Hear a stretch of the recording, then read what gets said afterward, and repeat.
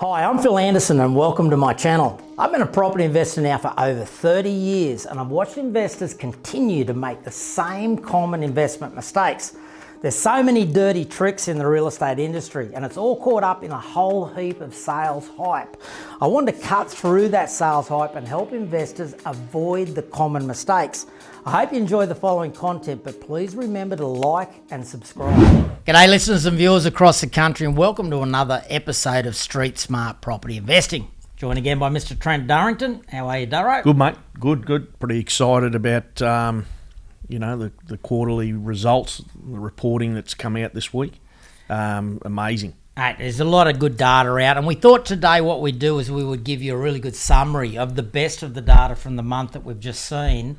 There's some areas that are exploding. There's one area that's going up at a rate of $10,000 per week that the listeners should, understand that example and what we're seeing in some of the areas that are now in review. Over the last couple of weeks, there's been a review by some of the biggest, forecast analysts and so forth, revising one of the areas we love and are focused on most of all, suggesting that they're going to see another 20% growth in that market between now and the end of the year. So some really good news for investors.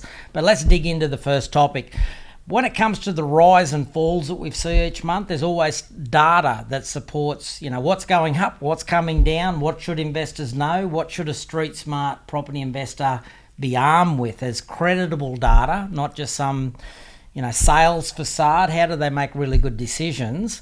One obvious thing is that there's a bigger and bigger gap appearing between sales volumes and obviously stock levels. Sales are going up, stock levels are coming down.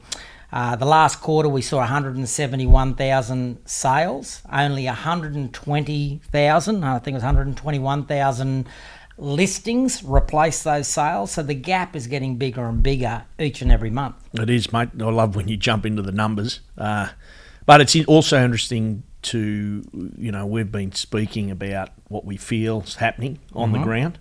We're obviously talking to agents and, that's been the feel, and we've felt like there's another wave coming. And I guess these quarterly results have sort of backed our feel of what's happening on the ground. Yeah, absolutely. And we are confident there is another wave coming. Lockdown is brewing up something which I think will be another significant swell of activity between now and the end of the year. One of the changeovers we've also really noticed, and the data's supporting it, from the last quarter, is the transition that's now seeing the first home buyers start to, have less effect on the market. They seem to be falling away, whereas investor activity is rising. A lot of that has to do with the confidence in the regional markets, the yields, etc. But we're seeing that activity change. Yeah, we are. It's through a whole layer of different reporting mechanisms, but that's not easy either, because you've still got investors that are trying to get into some of the quality areas, are still competing with record number of home buyers that are building and trying to push into markets. There's a total regentrification of certain areas, that's for sure. Yeah, mate. We're seeing some really significant activity when it comes to, particular areas that are experiencing the biggest upside with population growth. People are excited to be moving to. Some significant changes happening on the ground, as you said, through infrastructure and, all the different things that support communities, whether it's the quality of cafes, the expansion of, all the infrastructure around that population growth. The regentrification is certainly changing some tired communities, and they're becoming very fresh, buoyant, rich with jobs and obviously attracting even more people each and every week. They are. Mate, the price growth. Mate, we've seen so much sales activity. In the last 12 months, we have seen across the nation, I think in the last 12 months, we've seen over $100,000, 103,000, I think the number is, average price growth or home value growth on average across the whole of the nation in the last 12 months. The average person's home is growing at about $2,000 a week. Yeah, which is all unprecedented. Never in any of our cycles have we seen this before, not for the whole country. Not such a broad-based boom. The growth that we're seeing across so many postcodes is obviously contributing. Some postcodes growing even more significantly. You know, we're seeing some blue chip areas that are exploding. We're seeing affordable areas that are exploding. It's weird. It is weird. It is weird. Well, it just comes back to it's a full correction and reset post-COVID of people's goals of where they want to live and where they want to work and what their lifestyles are. Yeah. And then it becomes emotional purchases. Absolutely. There's a little bit of FOMO going on, but with that being said, it's emotions driving the pricing. Yeah, well, mate, we're seeing some significant changes. We talked about the average house being up $2,000 a week on average. We're seeing suburbs like the northern beaches of Sydney, where the local agents are reporting growth of, you know, they think in excess of $10,000 a week of growth to those markets. And that does have a lot to do with the fact that many of those properties and many of the people buying into those areas are now working from home, choosing a lifestyle, considering the fact that if they're going to be in that environment, they may as well have access to the lifestyle elements that they desire. But that's rippling, and obviously the big ripple is up the coast and into southeast Queensland at the moment, as people really do seek lifestyle choices. Yeah, that's, and again, you've got just continued announcements about infrastructure. I think it's fair to say the Olympic Games a month or so ago, when that was announced, just underpinned and supported what growth is happening in southeast Queensland. Southeast Queensland is just such a huge story. We'll certainly round out the data today by helping people understand what we see as the opportunities in southeast Queensland. But on a national level, still staying with the national theme of what's up, what's down, what prices are moving, what data is really helpful for an investor to understand. Rents are moving up and vacancy rates are moving down. Now, this is, whilst it's a national story, not all is the same. If you look at the cities, Melbourne is not doing so well. The vacancy rates there still suggested around 3.5%, 3.7% on average. It's very much still a tenant's market. It's not really favouring the landlords. Well, I think there's two tier there. We've heard some horror stories about some of our associates that own apartments in Melbourne. And it can be sporadic from suburb to suburb, even inner city apartments that are really struggling. So that drags down. We know that house and land, greenfield, master plan communities, the rents are tight.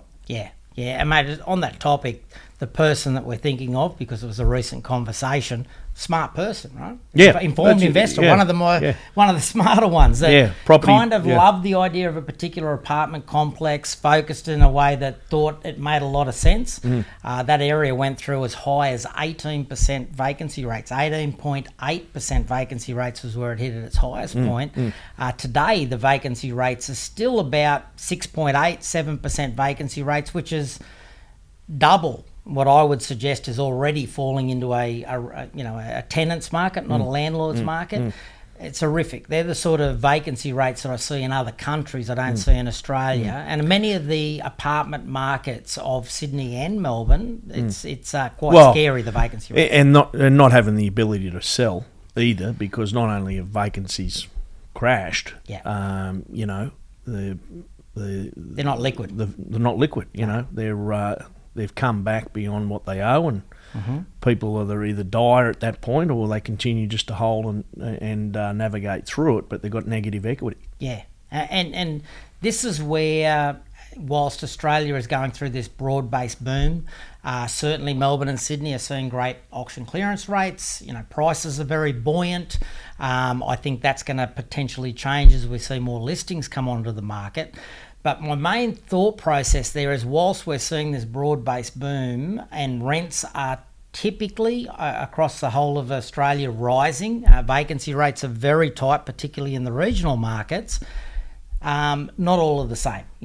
Queensland, as an example, the Queensland Real Estate Institute have come out with alarming data, basically, kind of identifying that 80% or more of the postcodes in Queensland are currently, at a rental crisis situation. Yeah. But 70% of the vacancy rates are below 1% vacancy rate. Now that becomes tragic for a tenant trying to find a property to rent. Yeah, no, it puts people on the street. So it's just continued, and that pressure's it's continuing to build, especially in regional areas of Australia, southeast Queensland and regional Queensland. That regenification, you go into towns and those people are up in arms because they're getting pushed out, because they've been, I guess, potentially living off next to nothing, and because rents have been low, but there's no opportunity for them anymore. So it's going to put people on the street. Yeah, and I think when you're not living in an area, when you're looking from the outside looking in, when you have our advantage to have the time we do to look at the data, you probably, I know a lot of Victorian investors don't realise that even in the regionals, there's still quite slightly disappointing yields compared to what we're used to. You see that change when you get into New South Wales, particularly out of the Sydney markets and into some of those key regional New South Wales markets. But I think it gets a stronger and stronger message the closer you get to southeast Queensland. And now with southeast Queensland bursting at the seams, the latest data out by Deloitte is that there should be, the data that's out in the last few weeks has made everyone review everything about southeast Queensland. There's more bullish forecasts about southeast Queensland. Deloitte expects that southeast Queensland from 2022 to 2026 will continue to see at least 40 to 50,000 additional, net gain of population flooding into southeast Queensland. Mate, it's bursting at the seams. Yeah, that's a big number. It's a big number. It'll be interesting just to see how that reporting at the end of each quarter continues to build momentum. But, we've been speaking about it. We felt like there's another wave coming, and it's certainly what we see on the ground. Absolutely. Yeah, even through lockdown, the buying interest is extremely high. The ANZ's analysts have come out and reviewed their forecast for southeast Queensland. They've now added an additional 20% growth forecast over the rest of the year, really, but the next 12 months would certainly fully encompass where they see the most substantial growth kicking in very quickly because of that big push coming out of Sydney. Yeah, no, it's and Melbourne. Yep, we I guess it's everything we've been talking about for quite some time. Really got the numbers to support what we've felt and what we've seen on the ground. So for the investors that want to get in, there's still plenty of room to run. Yeah, there is plenty of room to run, but there's very little property on the ground, unfortunately. Record numbers of build starts happening, but build costs are rising just as quickly. Land is diminishing. We've never seen, such scarce access to land. I can't ever remember a time like this. Quarter one of this year, there was record levels in southeast Queensland of activity of Melbourne buyers buying into southeast Queensland.